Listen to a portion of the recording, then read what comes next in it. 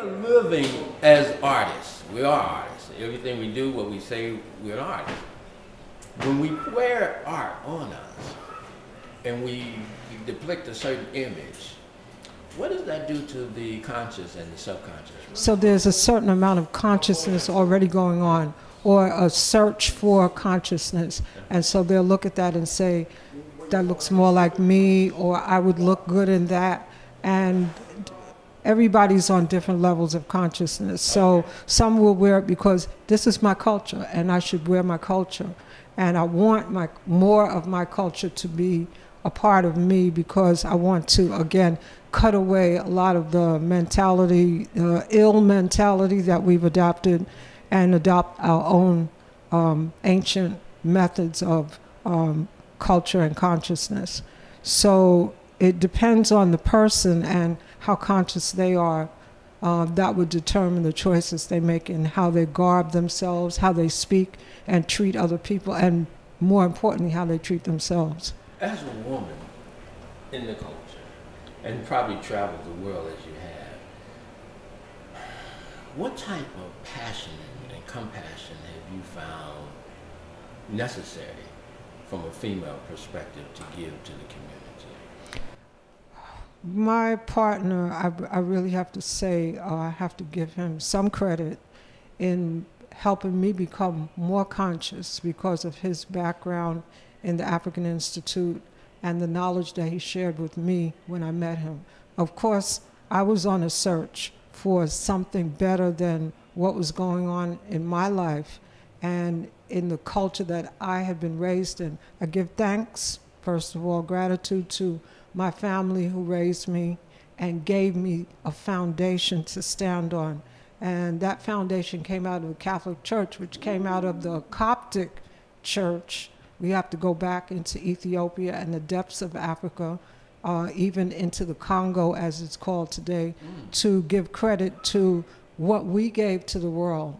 And Christianity stemmed from what we gave to the world. So that gave me a foundation, a basic foundation. There are parts of it that I questioned and could not get answers on, so I left those parts alone, but I kept the basic foundation of being fair to people, of being an upright woman, a woman who is faithful to myself, first of all, and able to share my foundation with those around me. Do you do teachers classes on womanhood, or do you have any special? Because what's happening, and I'm finding this out with a lot of young women that I'm interacting with, that they are really in search of that. And they are forming groups, they are speaking on subject matters. Do you do any interactions with women groups?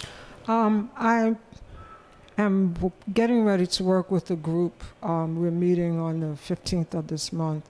6 other young women who are in search and looking for more development. And I think that I've been called in on that group to share what I do have in my life and have learned, as well as learn from them also, because it's always a give and take. It's never a one-way street. But shared that with me so many times. Okay, and as a younger woman, we did do a lot of work in Brooklyn, New York, with a group of young women. As a matter of fact, he wouldn't take on the young women until I became part of the business there, and then he handed them to me because he felt like women should deal with women in most cases, to deal with womanhood and things of women. And then in St. Thomas, we had a group of young women again. We modeled, we taught them sewing, beadwork, crafts, anything that we knew, we shared with them. And they have now become, they were 12, 11, down to 6 years old. And now those same young women are grandmothers.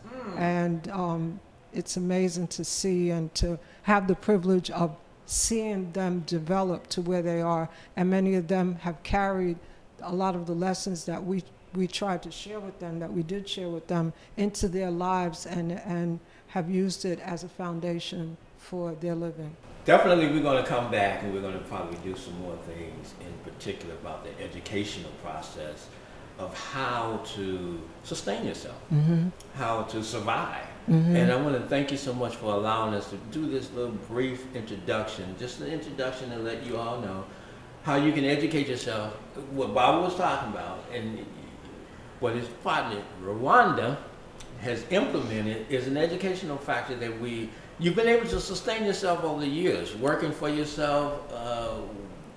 Yeah, especially in the last few years, because I always, well, many times took on a job outside to help the family, and the brother would stay in, and you know. But over the last 2 or 3 years, it's been what I know and what I do that has helped build Dynamic Designs International, and it's been quite an interesting journey for me. Much. I look forward to the pleasure, and again, I have really felt a lot of pleasure in wearing these designs and being able to share these with some other individuals. And please believe me, there's some things rolling across the screen. You'll see, you can contact me.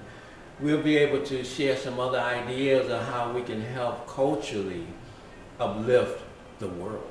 Yeah, like as we've always done. In closing, I want you to say a couple of things in just a minute. So we're going to come right back, but Rowanda's going to be closing this one out. You stay tuned. We'll be right back with your piece.